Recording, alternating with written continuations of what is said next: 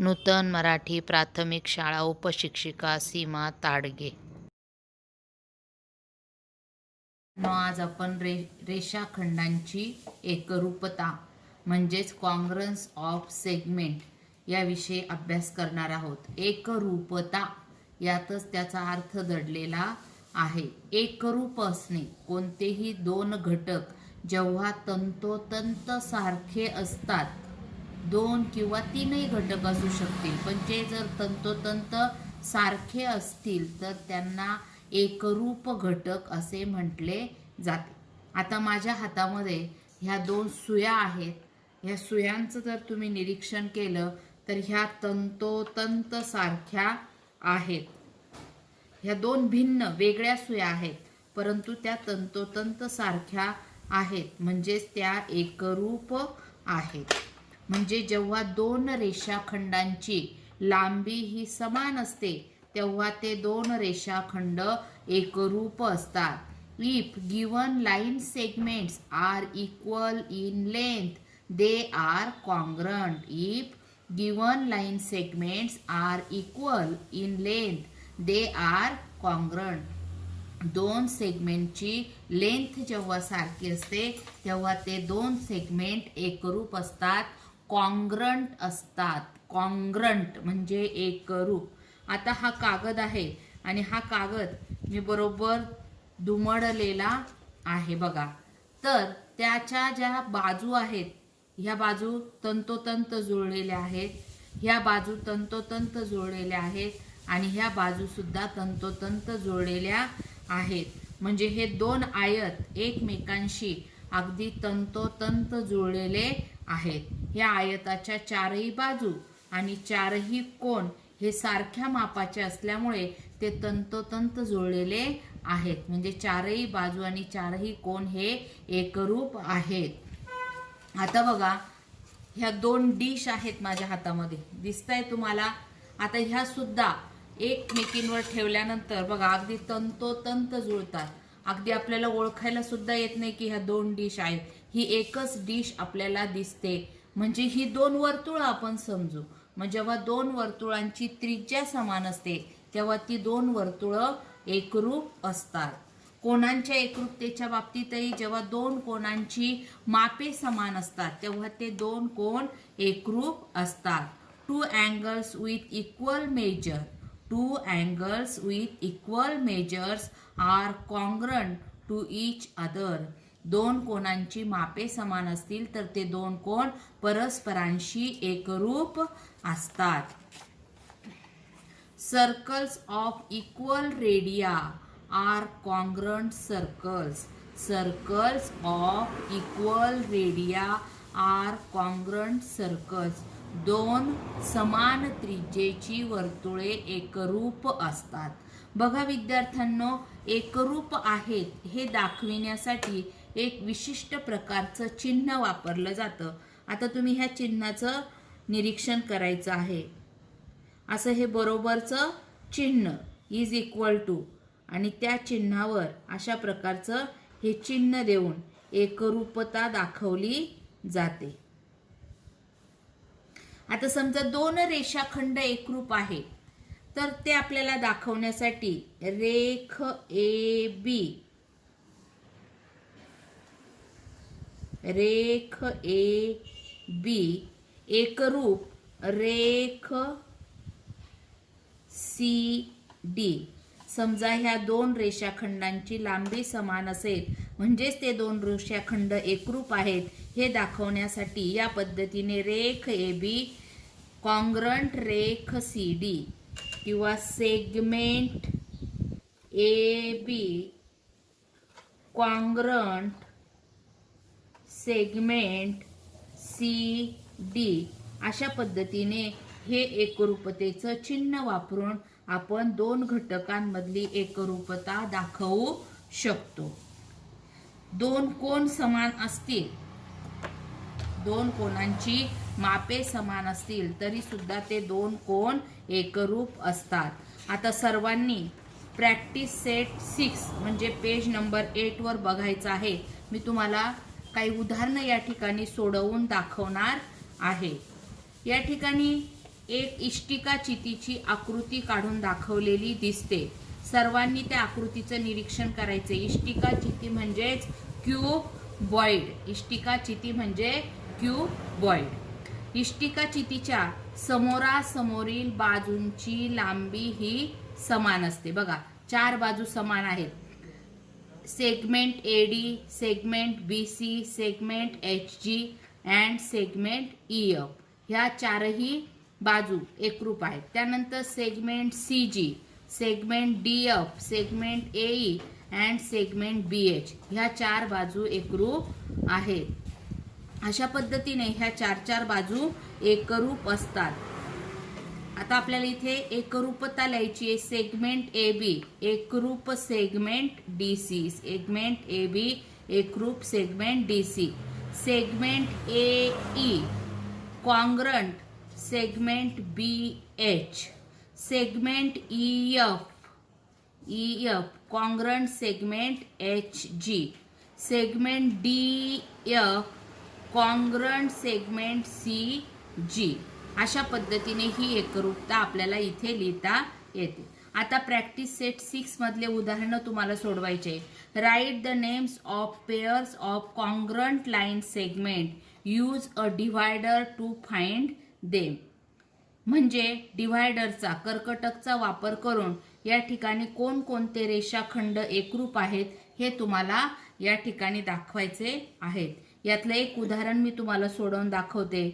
आता ह्या कंपास आहे, तुम्ही दोन्ही टोकं असणारा कर्कटक त्या ठिकाणी वापरायचं आहे. बघा, रेख एम जी किंवा segment M G is equal to segment G R. Segment G R, बघा दोघांचीही मापं समान आहेत. Segment M G is equal to segment G R. या ठिकाणी ही एकरूपता तुम्हाला लिहिता येणार आहे. बघा, segment M G congruent segment G R. अशा पद्धतीने बाकीची उदाहरणं सुद्धा तुम्ही कर्कटकच्या साहाय्याने ज्या 2 रेषाखंडांची सेगमेंटची मापं समान असतील ते सेगमेंट या ठिकाणी तुम्ही एकरूप दाखवायचे आहेत.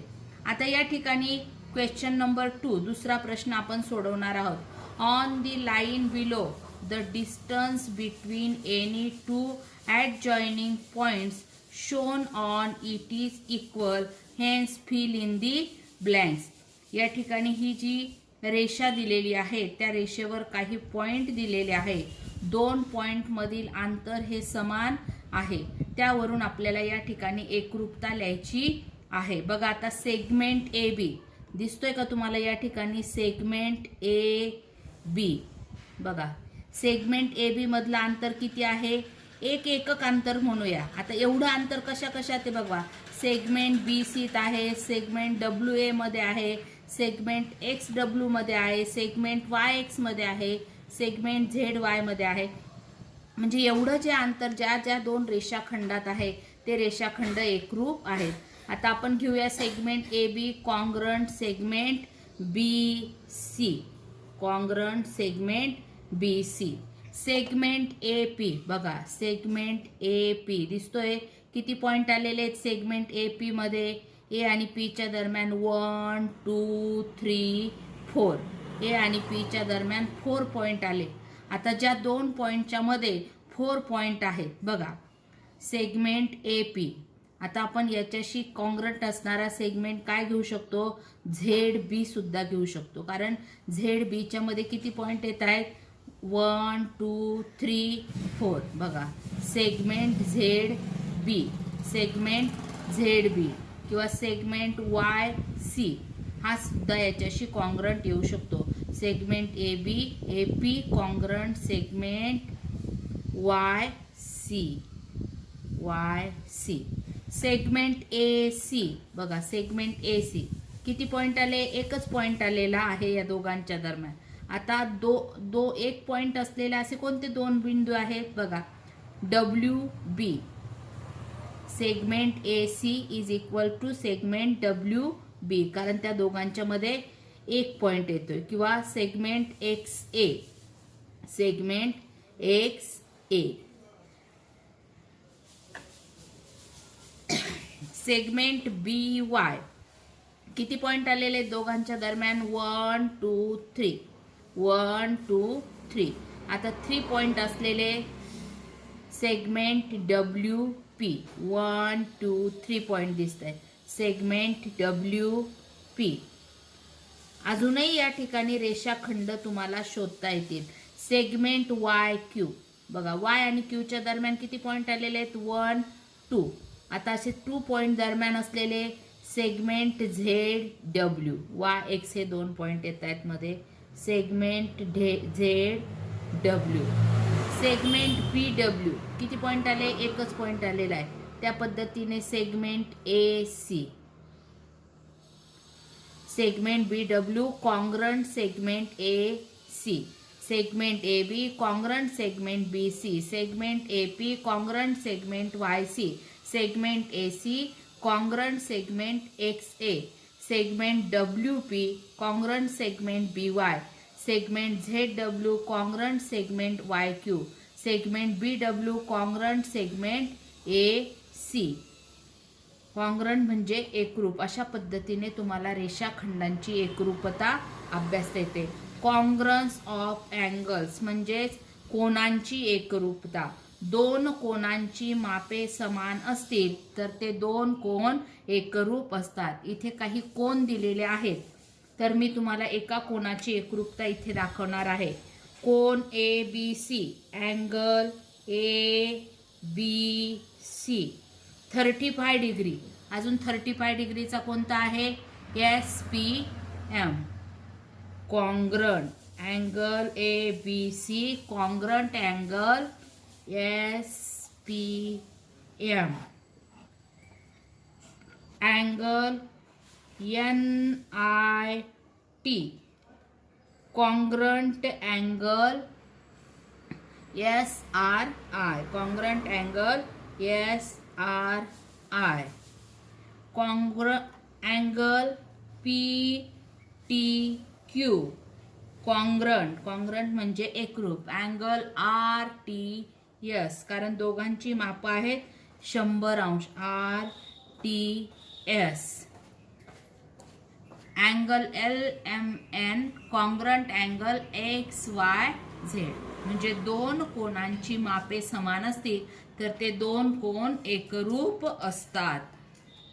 त्यानंतर प्रॅक्टिस सेट 7 या ठिकाणी सुद्धा तुम्हाला काही कोन दिलेले आहेत. Some angles are given below. Using the symbol of congruence write the names of pairs of congruent angles in this figures.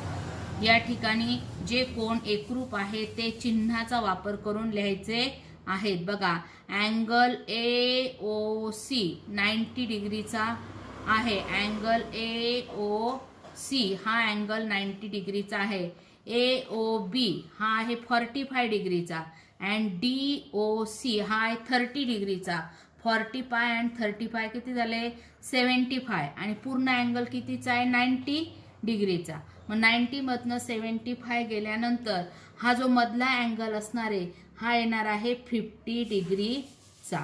आणि त्यावरनं आता तुम्हाला ही एकरूपता लिहायची आहे. बघा, angle A O C. Angle A O C congruent angle P Q R कारण दोघांची मापं 90 अंश आहेत. Angle B O C. Angle B O C किती माप आहे अँगल बी ओ सीचं 45 डिग्री कारण बी ओ हा त्याचा कोन दुभाजक आहे. अँगल बायसेक्टर आहे. बी ओ सी 45 डिग्री. 45 डिग्रीचा दुसरा अँगल आहे angle R S T. Angle D O C. Angle D O C congruent angle एकरूप angle L M N. L M N. अशा प्रकारे चिन्हांचा वापर करून एकरूपता लिहायची. त्यानंतर पुढे दिलंय कॉन्ग्रन्स ऑफ सर्कल्स. जेव्हा वर्तुळांची त्रिज्या समान असते तेव्हा ती दोन वर्तुळं एकरूप असतात. या ठिकाणी ए आणि सी ह्या दोन वर्तुळांची त्रिज्या 1 सेंटीमीटर आहे. दोघही वर्तुळ एकरूप आहेत. Circles of equal radii are congruent circles. अशा पद्धतीने तुम्हाला practice set 6, practice set 7 subscribe and like